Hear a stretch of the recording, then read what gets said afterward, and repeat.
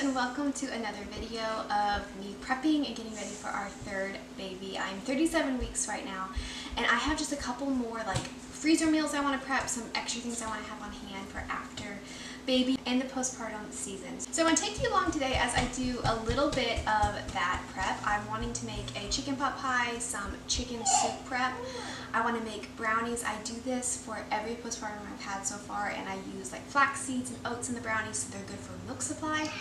I'm going to do a protein hot chocolate mix so it can be easy just to throw into a cup, mix in with hot milk. And then a few other things I'm going to throw in there if I have the time as I prep and organize the freezer as well. So I won't be taking you along today for that, but I love doing these type of videos as I take you along as I am prepping in the kitchen. So I hope you enjoy this video, and I'm just going to hop right on into it.